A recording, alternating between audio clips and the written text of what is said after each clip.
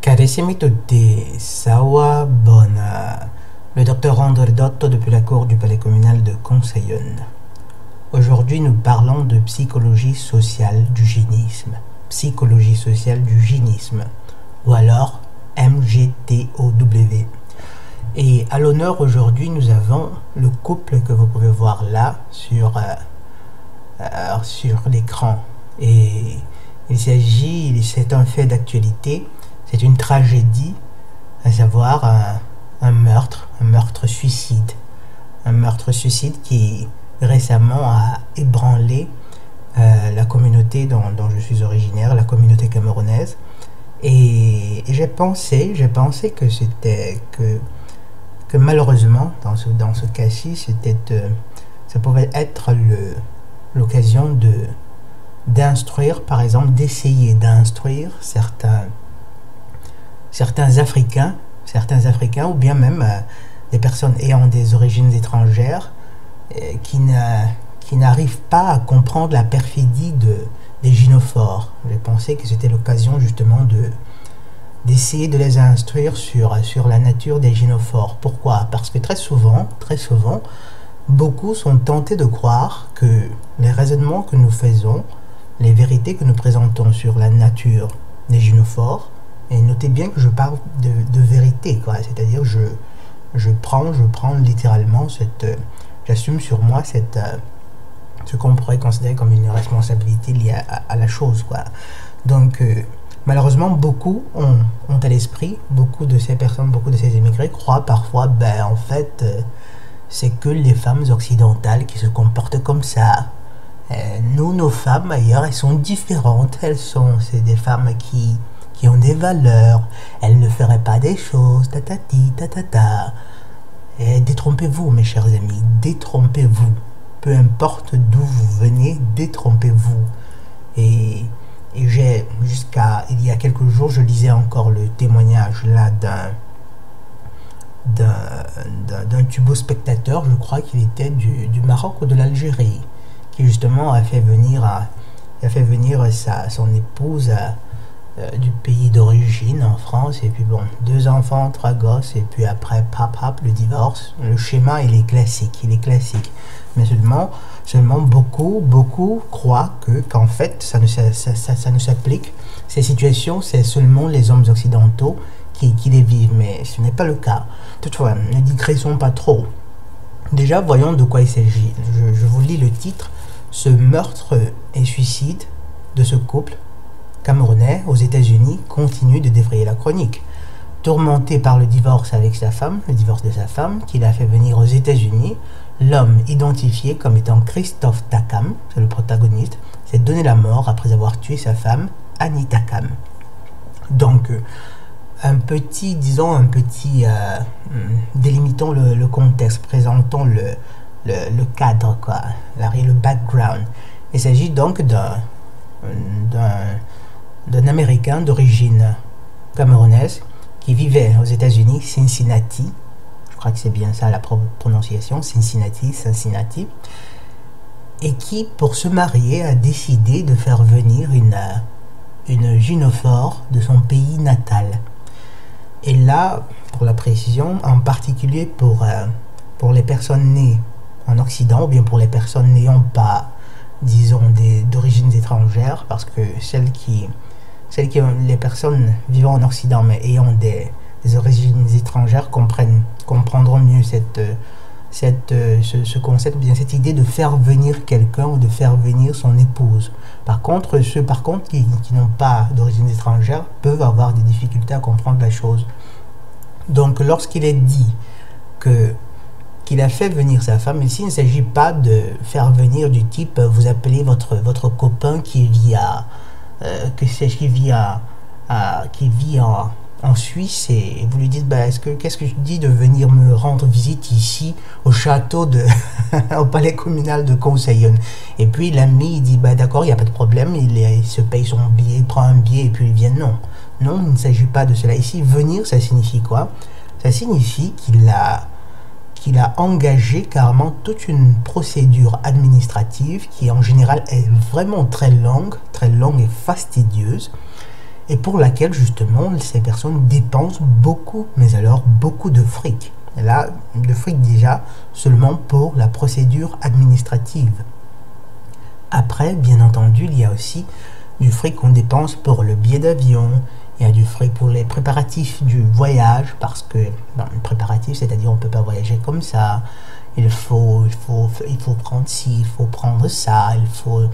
Bref, vous voyez de quoi je parle. Donc, lorsqu'il est dit qu'il a fait venir cette femme, ça veut dire que justement, il a déboursé une belle petite fortune. Déjà que, en général, il ne s'agit pas simplement peut-être de trouver quelqu'un ici, sur Internet par exemple, et de dire bah, je fais venir cette personne. Non. Avant cela, il a probablement dû faire déjà plusieurs voyages au Cameroun soit pour voir la famille de cette femme, soit justement pour officialiser leur union. Là, je ne sais pas j'ignore s'ils se connaissaient déjà avant que lui ne se transfère aux États-Unis, mais toujours est-il qu'il y est arrivé en premier, et puis après des années, il a décidé donc de faire venir sa femme. Ils ont eu 3 enfants. Les enfants, là, j'ignore aussi si c'est des enfants qu'ils ont eu au Cameroun, mais toujours est-il qu'ils se sont trouvés, que le gars se trouve aux États-Unis après avec sa femme et 3 enfants, 3 jeunes enfants. Sa vie ensemble, c'est la vie, les premières années, bien entendu, il est évident qu'elle apprend l'anglais, c'est-à-dire elle perfectionne son anglais.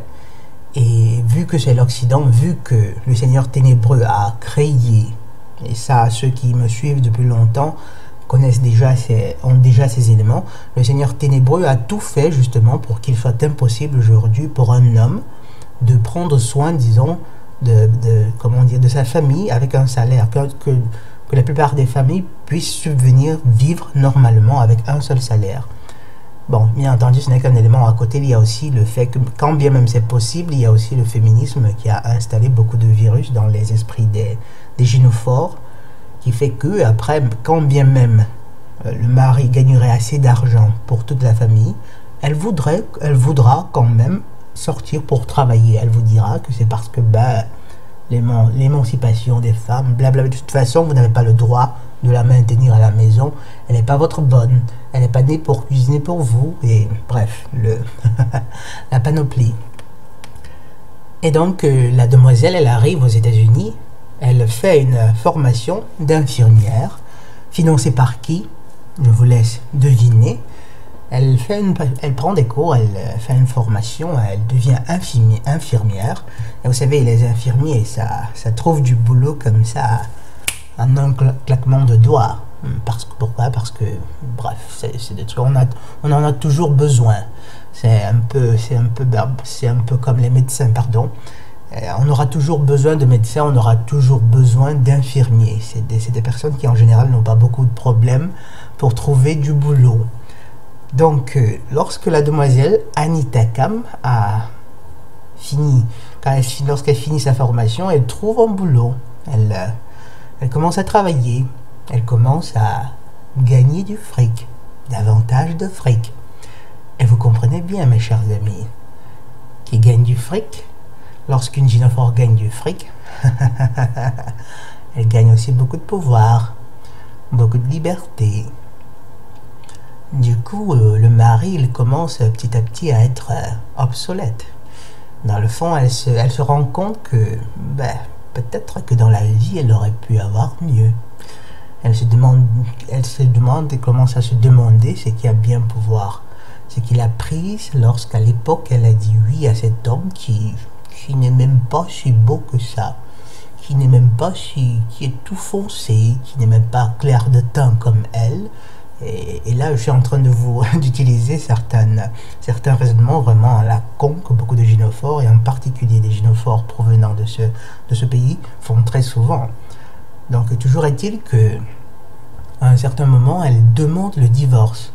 Et en fait, une parenthèse comme ça, je dois aussi dire qu'en réalité, cette histoire, justement, je me suis décidé à faire cette vidéo. Pourquoi? Parce qu'en réalité, il y a eu 2 autres épisodes qui justement ont été deux autres épisodes qui se sont produits dans ce même pays, c'est-à-dire le Cameroun, deux autres assassinats par des hommes qui malheureusement ne comprennent pas ou n'avaient jamais été instruits sur la nature des gynophores.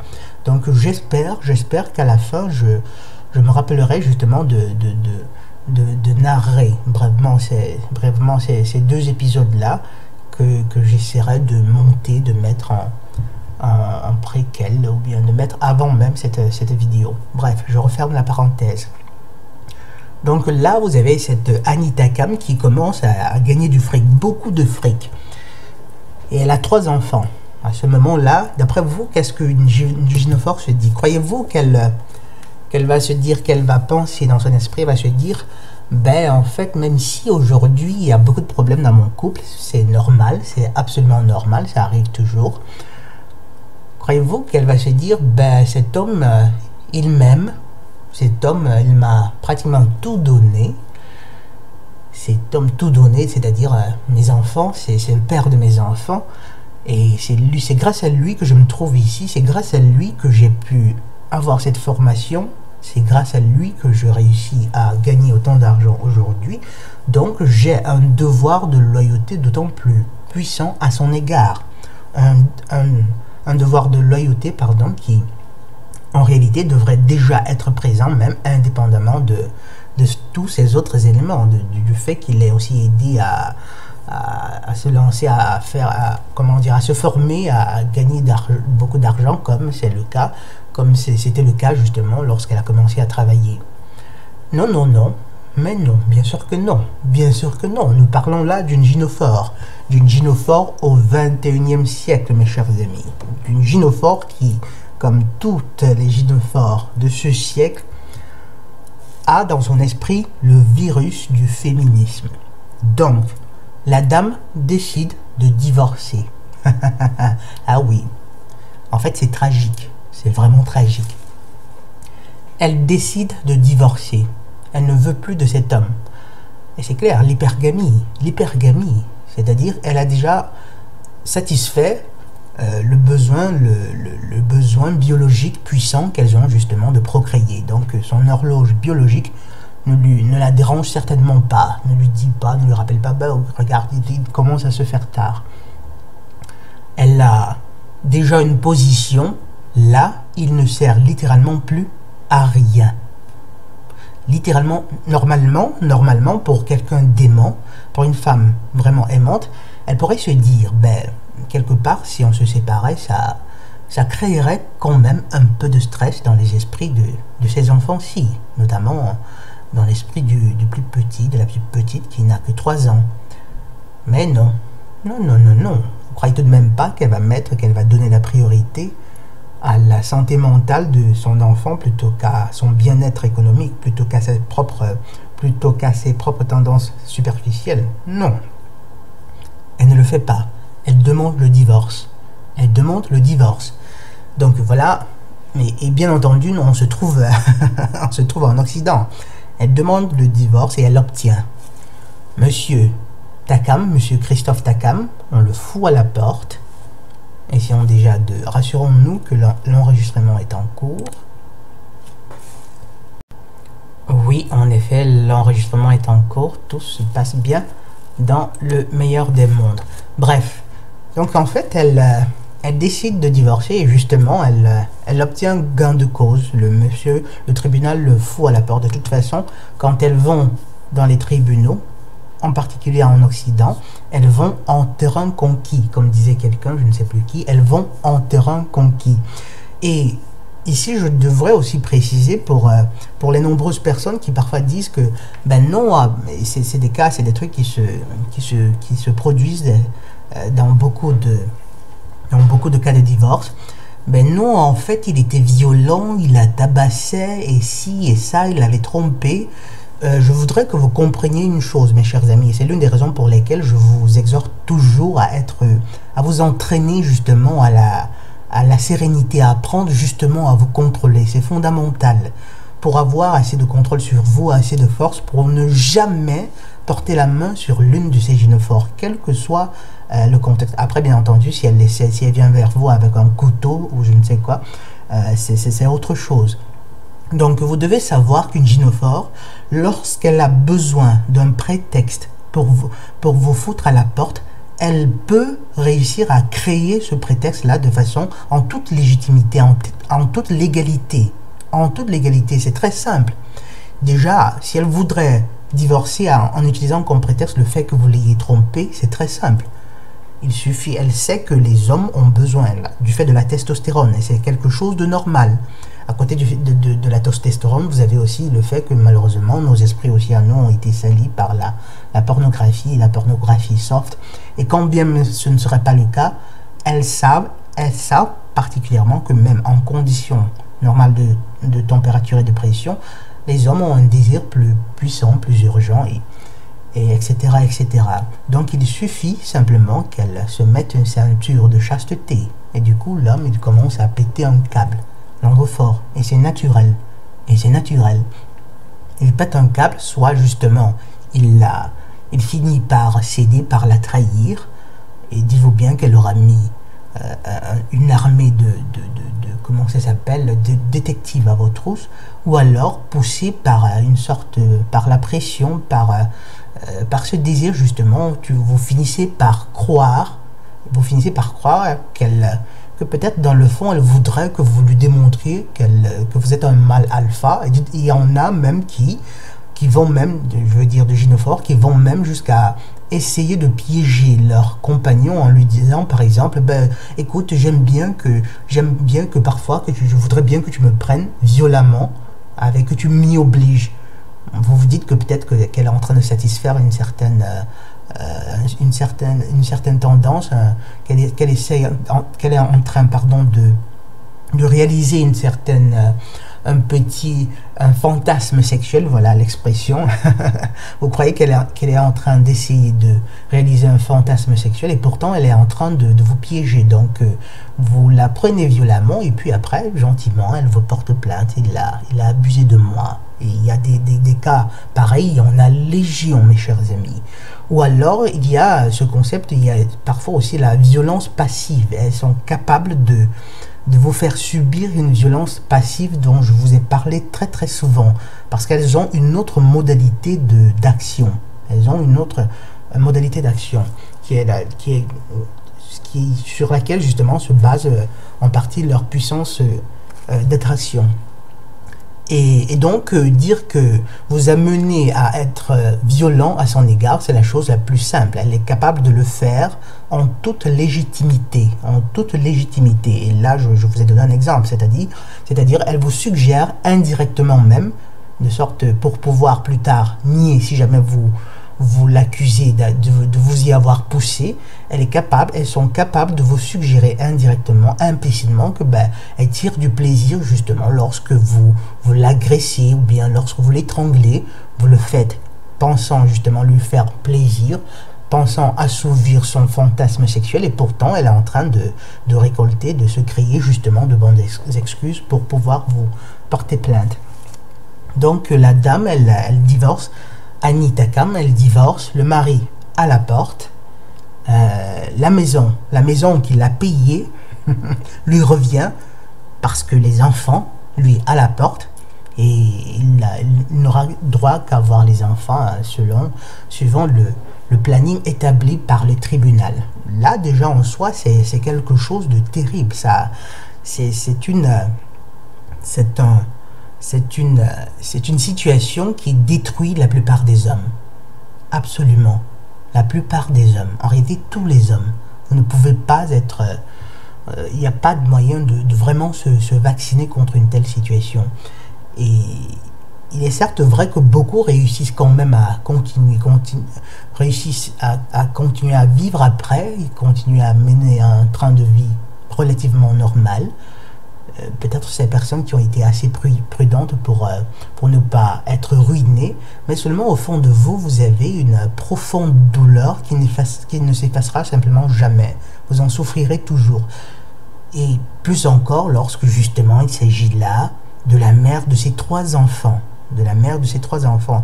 Un autre élément que vous devez toujours tenir à l'esprit, c'est que lorsque vous avez commencé, une fois que vous vous êtes marié, une fois que vous êtes mis en couple, tandis que votre amour va grandissant, le sien, celui de la gynophore, va s'amenuisant. Il va s'amenuisant, malheureusement. Malheureusement. Et c'est des éléments dont il faut toujours tenir compte. Donc quand on fout M. Takam à la porte, il n'a plus le droit, il ne peut plus, comment dire, il n'a plus accès à ça, mais il n'y vit plus de toute façon. Et aussi, je crois qu'il y a une façade très importante qu'il faut souligner, et très importante pour vous faire comprendre justement à quel point la perfidie de cette femme que vous voyez là. Et puis aussi, là aussi, j'ouvre une autre parenthèse pour vous dire, mes chers amis, que personnellement, là, disons que j'exprime une opinion personnelle. Quoique ce Takam ait commis quelque chose d'atroce, il n'aurait pas dû lui donner la mort de cette façon. Il n'aurait pas dû se suicider. Là, il a commis un acte vraiment horrible, surtout en particulier pour ses enfants. Malheureusement, il n'avait pas de fortitude, il ne s'était pas préparé, il n'était pas conscient de la nature des gynophores. Mais de ces 2 individus-ci, c'est-à-dire de cet homme, Christophe Takam, et de cette femme, Annie Takam, je vous garantis que comme être humain, c'est cet homme qui est meilleur.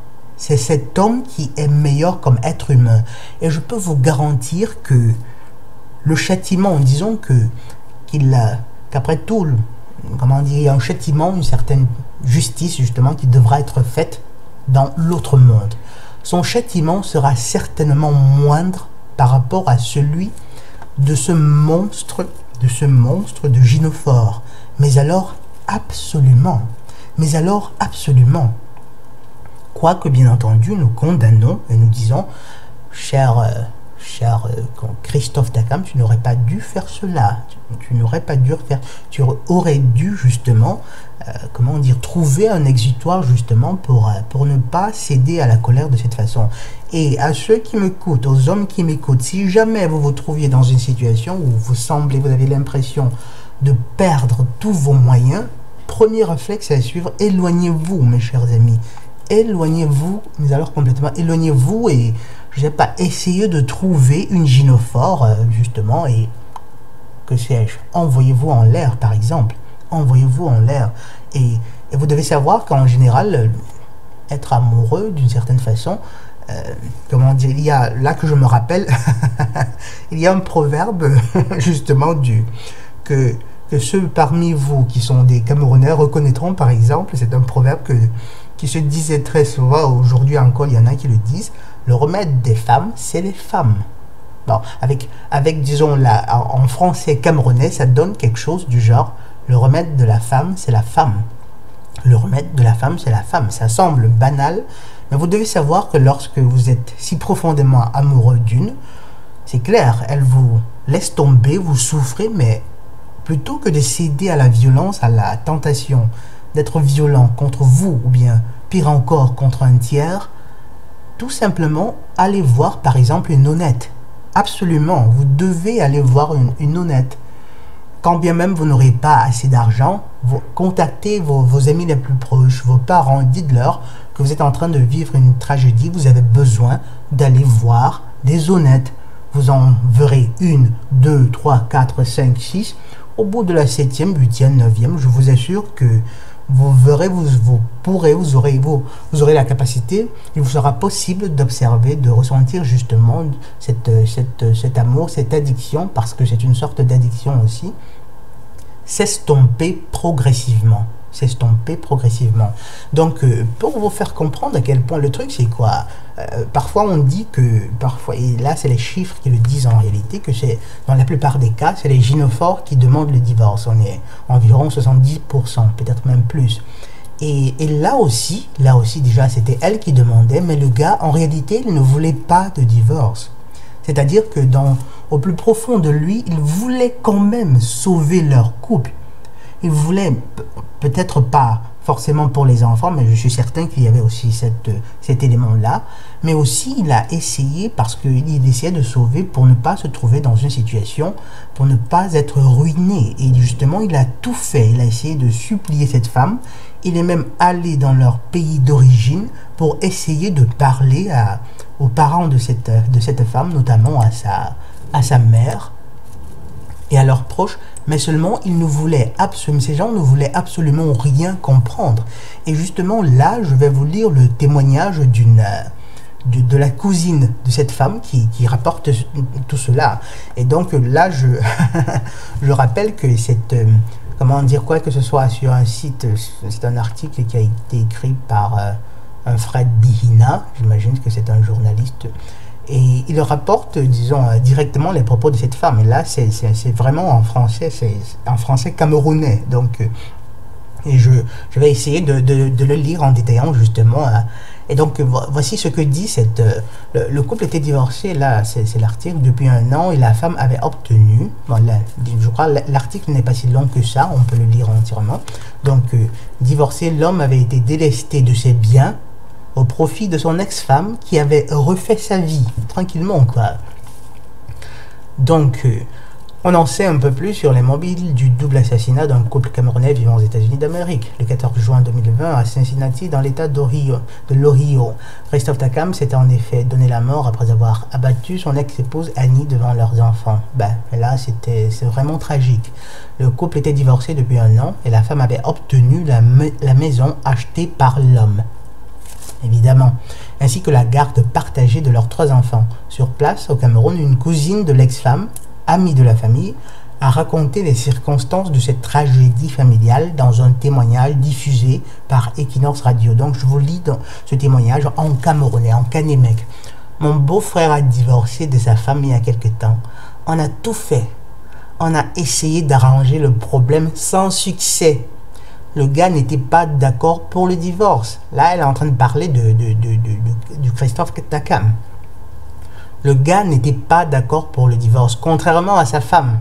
C'est-à-dire, elle était tranquille. De toute façon, comment dire, elle avait déjà du pognon, elle avait une maison payée, tranquille, et puis elle avait un salaire stable, fixe, stable, et puis sans compter maintenant le surplus que devait apporter, que devait verser l'ex-mari. Vous imaginez que là, la plupart des gynophores n'hésiteraient pas, c'est carrément comme un encouragement au divorce en fait. Donc, et la femme continue. J'ai dit à ma cousine que, pardon, là, en fait, c'est cette façon de dire qui est typiquement camerounaise, justement, il y a là tout un mélange de nostalgie et de sensibilité linguistique. J'ai dit à ma cousine que on ne fait pas ça. Mais elle m'a répondu, je ne veux plus rien comprendre. Là, c'est les propos de cette femme-là, Annie Takam. Je ne veux plus rien comprendre. C'est-à-dire que lorsqu'elle vous a effacé de son cœur, de leur cœur, lorsqu'elle vous a effacé de son cœur, ben, vous pouvez faire tout ce que, quand bien même ce ne serait pas votre faute, mes chers amis. Donc, elle continue. Le gars est venu ici au Cameroun. Il est allé voir la mère de sa femme, lui dire que maman, demande à ta fille de retirer sa demande de divorce. Là, le journaliste a fait une erreur, c'est pas grave. Maman, demande à ta fille de retirer ta demande de divorce. Le divorce aux États-Unis est très difficile. Si je divorce, je n'aurai plus rien. La mère n'a pas voulu comprendre. Donc là, vous voyez carrément un homme qui est allé au Cameroun supplier sa belle-mère, la supplier afin qu'elle intervienne pour sauver ce ménage, pour sauver un homme qui, jusqu'à hier, sa fille disait aimer. Et quelque part, on peut se dire, ben là, c'était raisonnable. On peut se dire, ben, normalement, on devrait tous rechercher l'harmonie. On devrait tous essayer de faire tout ce qui est possible, tout ce qui serait possible pour maintenir ce foyer, ce petit paradis qu'ils avaient créé, paradis entre guillemets, qu'ils avaient créé pour ses enfants. Mais ici, vous imaginez bien que Annie Takam avait déjà fait comprendre à sa mère qu'en fait, ben, elle avait plus besoin de cet homme, et puis sans lui, justement, il n'y avait plus de responsabilité, mais seulement des bonus. Seulement des bonus. Elle n'avait plus de responsabilité à l'égard de Takam. Elle ne devait plus, par exemple, cuisiner pour lui. Elle ne devait pas être là, justement. elle regagnait cette liberté. Et puis bon, tout ce que vous savez. Donc la mère, elle a rien voulu comprendre. Et ensuite, je continue l'article. Mon beau-frère n'a pas aussi pu supporter le fait qu'on lui retire la maison qu'il a achetée et que la fille aille prendre un blanc avec qui elle vivait. Là, c'est déjà le second volet, justement, c'est-à-dire l'élément déclencheur de cette crise qui a poussé cet individu à commettre cette tragédie. Donc, apparemment, c'était sa semaine pour la garde des enfants. En arrivant à son domicile, ce dimanche fatidique, il a vu la voiture du nouveau copain de sa femme garée à l'entrée. Il nous a appelé pour se plaindre. On a essayé de lui demander de passer à autre chose, de refaire sa vie. Mais il a dit qu'il ne peut pas supporter. C'est ainsi qu'il est entré à la maison, a tiré sur sa femme, avant de retourner l'arme sur lui-même et de se tuer. Le temps que son premier fils appelle la police, les deux étaient déjà au sol, relate cet ami de la famille. Donc voilà, vous voyez, c'est-à-dire que le gars, il a quand même essayé, de sauver ce couple, de faire comprendre justement à ces personnes, à cette femme, à la famille de cette femme, qu'il se trouverait dans de très très sales draps. Vous imaginez combien un homme doit... à quel point justement un homme, dans quelle situation il peut vivre, quel drame émotionnel, émotif, psychologique il peut vivre pour devoir se rabaisser au point d'aller comme ça, quelque part chialer auprès de sa belle famille afin que celle-ci exhorte son épouse justement à ne pas le ruiner de cette façon, Et malgré cela, la dame... Non, mon cher, tu ne peux pas me priver de ma liberté regagnée. Et une fois de plus, mes chers amis, n'allez surtout pas croire que c'est exclusivement les femmes occidentales ou bien les femmes nées en Occident qui sont ainsi faites. Non, nein kein sein. Mais alors, du tout. Bref, toujours est-il que ce qui se passe, c'est quoi? C'est que l'une de ces semaines, pendant un jour où il avait la garde des enfants, il se rend chez lui dans cette maison qu'il a achetée, à laquelle il n'a plus accès, il n'a plus le droit d'accéder. Et là, il voit justement il voit garer la voiture justement du nouveau copain de son ex-femme. Et déjà, il faut aussi dire quelque chose, un élément intéressant. Là, c'était peut-être dans un article que j'ai lu ce détail. En réalité, à côté, la dame, non contente justement de le ruiner de la sorte, le narguait aussi. Elle le narguait dans la mesure où elle passait le temps, elle postait sur Facebook des photos de sa nouvelle aventure, de son nouveau mec. Donc là, clairement, vous imaginez là que c'était l'une de ces gynophores pour laquelle passer d'un compagnon noir à un compagnon blanc, c'était carrément upgrade quoi dans son esprit. C'est-à-dire que quelque part, elle est considérablement vraiment vile, quoi, vraiment vile, exactement comme le cas de ces hommes dont je vous ai parlé très souvent, qui dans leur esprit se disent que si je passe d'une race à une autre, si je me fais voir avec une dame blanche à mes côtés, ben il y a mon statut social qui est élevé, je gagne quelque chose, je deviens je sais pas quoi, j'ai un nouveau statut. Et c'est vil, c'est terrible. C'est terrible. Le truc, c'est quoi? C'est que d'un point de vue... Et là, c'est les paradoxes du phénomène de l'attraction. Et bon, c'est pas des paradoxes en tant que tels lorsque vous savez quels sont les éléments, quelles sont les dynamiques de l'attraction, justement, vous comprenez qu'en réalité, c'est pas si paradoxe que ça. Le fait, c'est quoi? C'est que d'un point de vue ce qu'on dirait de la beauté, c'est-à-dire de la symétrie des formes, lui, par exemple, ce Christophe, il serait quelque part dans, on va dire quoi, 6-7, tandis qu'elle serait dans environ entre 5 et 4, carrément, 5 et 4, sauf que lorsque Et lorsque un monsieur, justement, au départ peut-être captivé par les indices de fertilité, peu importe par exemple peu importe si elle a un visage comme ci ou comme ça, disons en deçà de 5, une fois qu'il est captivé, une fois qu'il tombe amoureux par la suite, ben, ça aura beau être une gorgone, que cet amour grandira, ira grandissant. Malheureusement. Donc bref, une fois qu'elle a mis à la porte, elle refait sa vie, elle se prend un autre mec, elle publie des photos sur Facebook, elle aime ça, elle les like et tout, jusqu'à ce jour fatidique où ce gars, il arrive, il voit la voiture garée de cet homme devant sa maison. Et évidemment, vous imaginez la douleur d'un homme lorsqu'il arrive comme ça et devant c'est terrible mes chers amis, c'est tragique, devant cette maison qui était la sienne, cette maison où il a vu ses enfants naître, bon, ou bien où il a vécu avec ses enfants, j'ignore s'ils sont nés là-bas.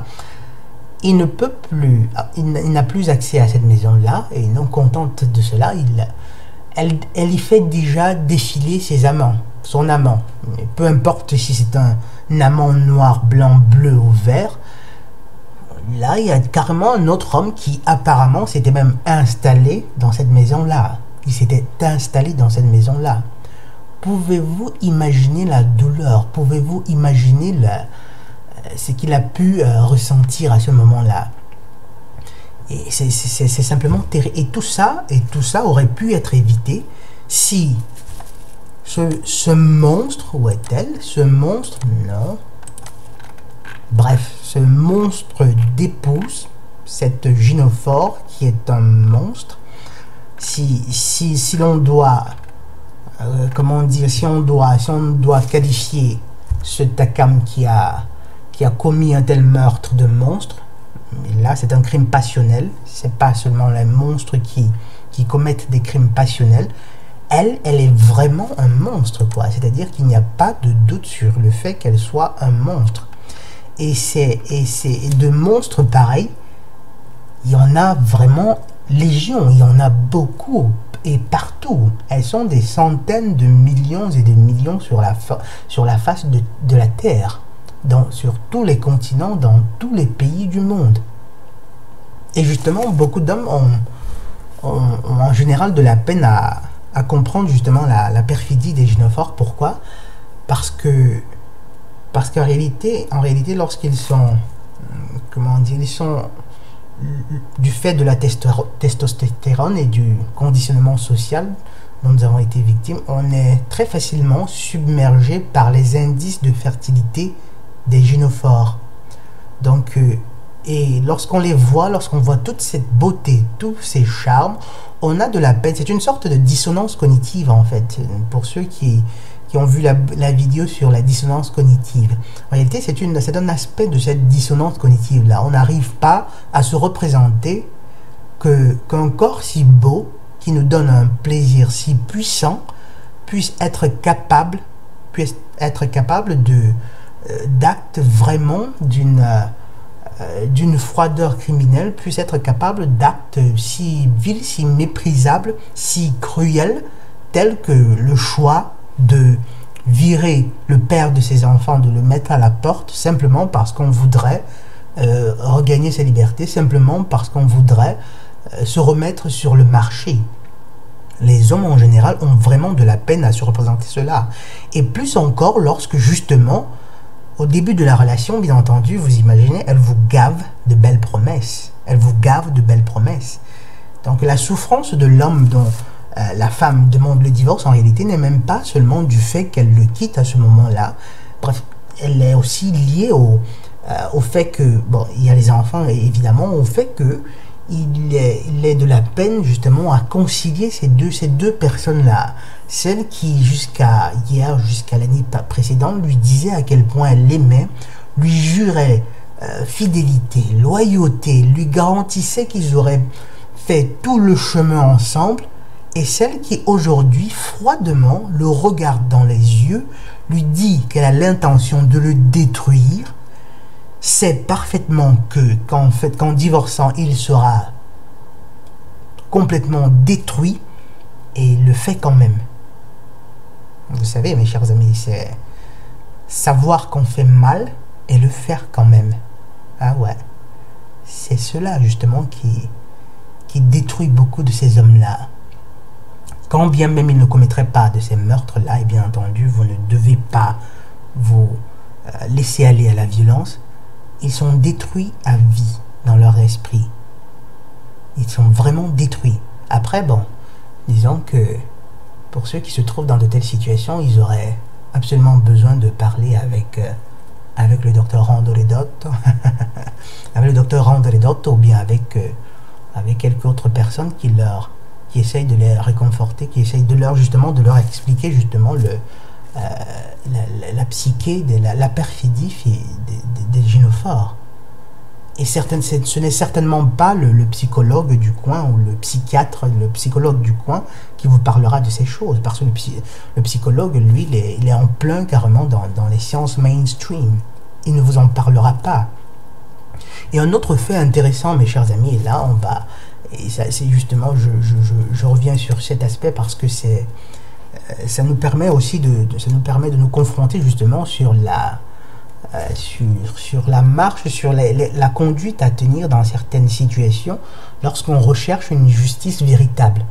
Donc là, vous avez le commentaire d'une chanteuse du même pays, d'une chanteuse particulièrement symétrique, qui s'offusque, qui dit, et là je vais lire spécifiquement ses propos, elle dit: rien ne justifie le meurtre d'une femme pour cause d'infidélité. Absolument rien.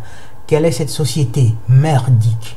Et là, c'est la chanteuse, elle s'appelle Charlotte Dipanda, qui s'est épanchée. Et là, c'est terrible. Et de grâce, on est en droit justement de s'offusquer d'un tel meurtre. On est en droit de le condamner. Et nous faisons bien de le condamner. Mais seulement, il faudrait aussi avoir l'honnêteté, il faudrait aussi avoir la calopistie, la bonne foi nécessaire qu'il faut pour condamner justement les comportements de ces gynophores. Et vous ne croyez tout de même pas que c'est une gynophore qui ira justement ainsi condamner le comportement d'une autre gynophore, quand bien même, bon, il y en a, heureusement, après tout, on sait qu'on a reste viral, pardon. Donc, il faudrait toute personne qui recherchant la justice, une justice véritable, devrait être assez honnête justement pour condamner non seulement l'acte de ce Christophe Takam, mais aussi pour condamner, pour remettre en question, pour stigmatiser les tendances qu'ont les gynophores justement à utiliser les hommes, les androphores de cette façon, à se servir d'eux, à les détruire littéralement, à les détruire. Et ce n'est pas un cas isolé. Et ce n'est pas un cas isolé, mes chers amis. Ce n'est pas du tout un cas isolé. Elles sont légion. En fait, c'est la plupart des gynophores aujourd'hui. Et à moins que je ne m'abuse, si je ne me trompe pas, je crois dans une vidéo par le passé, je soulignais le fait que même dans ces pays dits du tiers-monde, ou des pays, disons, sous-développés, où justement le système gynocratique n'est pas encore très enraciné, dites-vous bien que c'est simplement du fait de la pauvreté, dans le sens que si ces pays-là si les gynophores y avaient la possibilité d'une certaine façon de gagner, dans une certaine mesure, de gagner de l'argent, ou bien d'avoir assez de moyens pour prendre soin d'elles-mêmes, pas qu'elles le fassent, quand bien même elles en ont les moyens, mais si ces moyens leur étaient donnés, elles feraient subir aux hommes, elles feraient subir aux androphores les mêmes traitements que subissent les androphores en Occident. Elles leur feraient subir exactement les mêmes traitements, dans le sens que cette capacité, cette possibilité que la société, disons, occidentale leur a donnée entre guillemets, de gagner assez d'argent pour elle-même, leur donne assez de temps libre, leur donne la possibilité justement de pouvoir ruiner les hommes de cette façon-là.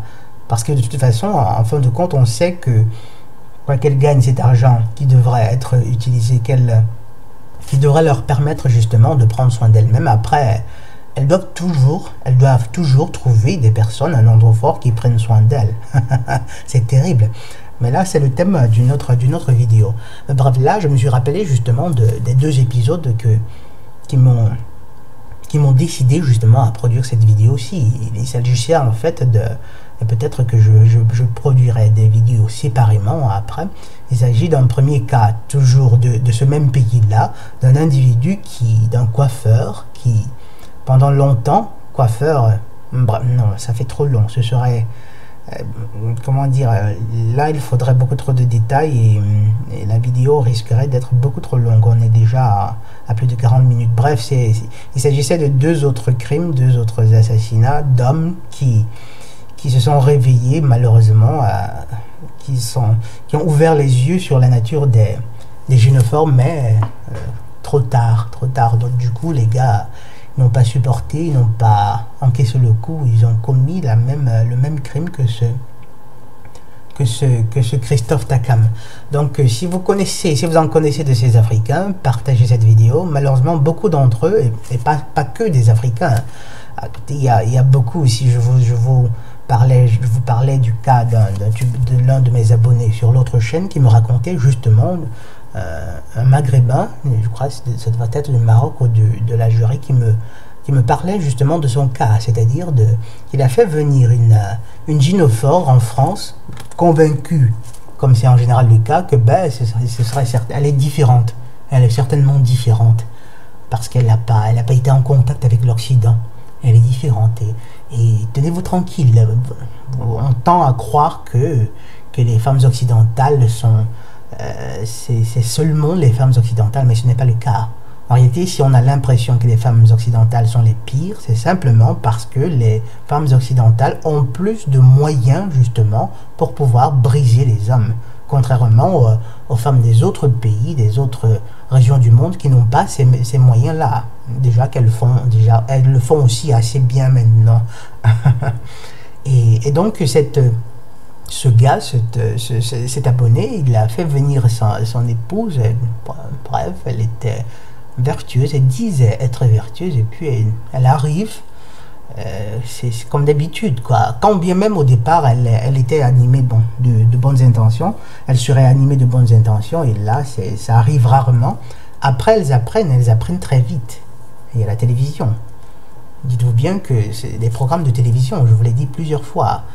Et ce n'est pas un hasard si ça s'appelle des programmes de télé. Des programmes, ce n'est pas seulement un programme dans le sens de plan de palimpseste télévisuel, c'est aussi programme dans le sens de programmer. On les programme, on leur installe des virus dans l'esprit. Donc elle arrive, elle a très vite fait d'apprendre. Or, les gynophores sont des concentrés d'ego. Donc elle pourra même... Elle aura beau se rendre compte qu'en fait, elle est en train de faire mal. Mais difficilement aura-t-elle la puissance justement qu'il faut, si elle n'est pas aidée par un homme, là ce serait dans une société patriarcale, difficilement elle aurait la puissance qu'il faut pour pouvoir soumettre son ego, pour renoncer à son ego, pour le soumettre justement, pour le plus grand bien de tous, pour le plus grand bien de leur couple. Elles ne savent pas le faire. C'est simplement exclusivement dans des sociétés patriarcales qu'elles sont obligées à faire cela. Et pour leur propre bien, je le répète. Pour davantage de détails, vous devriez lire les fondements de la métaphysique de l'union sexuelle. Bref, ce sera tout pour cette vidéo. Que dire? Que l'âme de cet homme repose en paix, de ce Christophe Takam. Que son âme puisse reposer en paix. Quant à l'autre âme, cette Annie Takam, puisse son âme recevoir la pleine mesure du châtiment pour le drame qu'elle a causé. Puisse son âme recevoir la pleine mesure du châtiment qu'elle aura mérité pour le drame qu'elle a causé. Je vous remercie pour votre attention. le docteur Rando Redotto, depuis la cour du palais communal de Conseillon. Sawabona et la paix de Ya.